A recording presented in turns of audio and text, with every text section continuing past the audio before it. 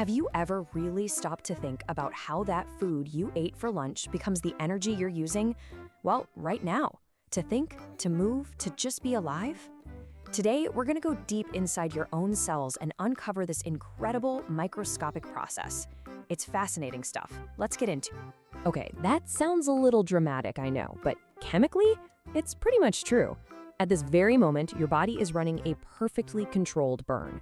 It's like a slow-motion fire that's powering absolutely everything you do.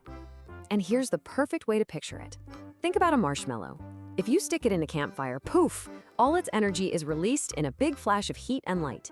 It's fast, it's uncontrolled, and it's totally useless for, running a marathon. But when you eat that same marshmallow, your body does something brilliant. It releases that exact same energy, but it does it slowly, in tiny, careful steps, capturing it in a form your cells can actually use.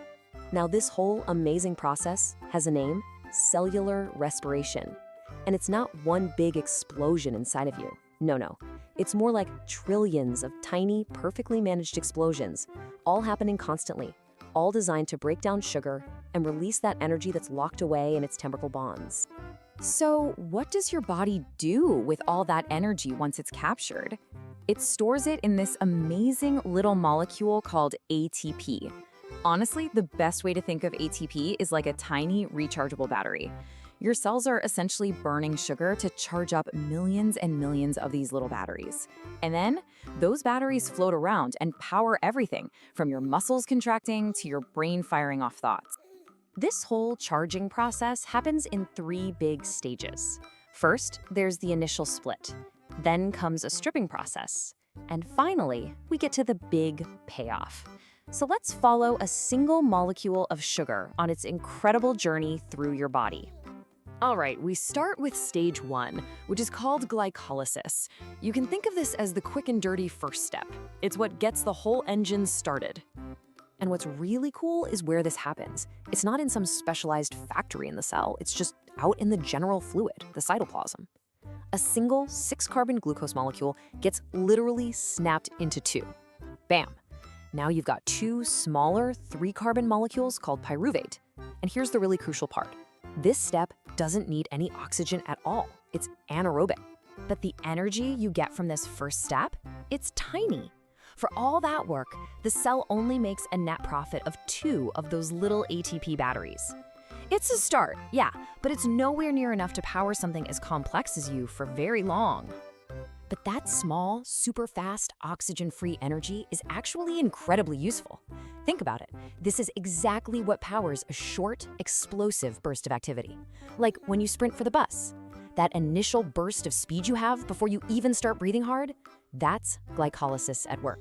But to get to the real energy, the big payoff, we have to go somewhere special. Those 2 little pyruvate molecules now travel into the most famous part of the cell, the powerhouse itself, the mitochondria. Okay, so inside the mitochondria, those pyruvate molecules enter something called the Krebs cycle, which is kind of like a molecular assembly line. Here, they get taken apart, piece by piece. Their carbon atoms get stripped away. But here's the thing, the main goal right now isn't actually to make ATP.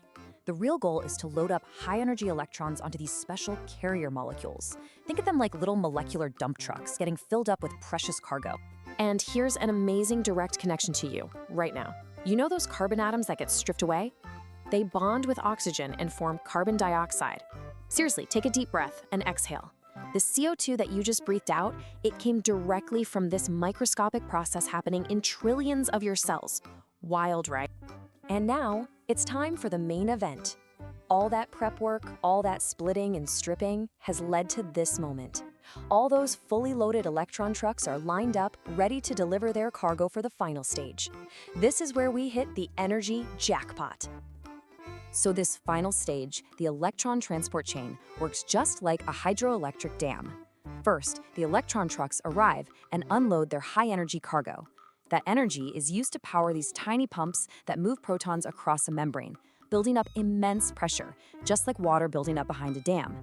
Then, whoosh, the protons rush back through a tiny molecular turbine, and the incredible spinning of that turbine is what churns out a massive, massive amount of ATP. So what happens to those electrons after they've done their job powering the pumps? Well, this is where oxygen comes in, and its role is absolutely critical. Oxygen just sits there at the very end of the line, and its entire job is to catch these spent electrons. It's the cleanup crew. By grabbing them, it keeps the whole assembly line clear and running smoothly. And when oxygen catches them, it combines with some protons, and you get water. And the payoff? Oh, it's enormous. Remember that measly 2 ATP we got from the first stage? Well, this final stage turns out around 34 more ATP molecules from that one little starting piece of sugar.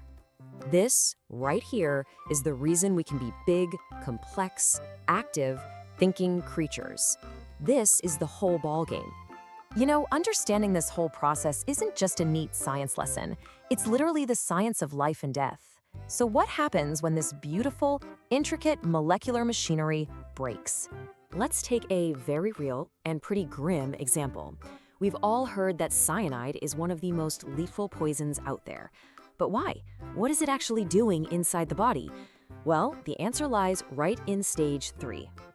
See, cyanide is like a master saboteur. It works by going straight to the end of that electron transport chain and completely jamming it. It physically blocks oxygen from being able to do its job. It can't catch those spent electrons anymore. The whole assembly line just grinds to a halt.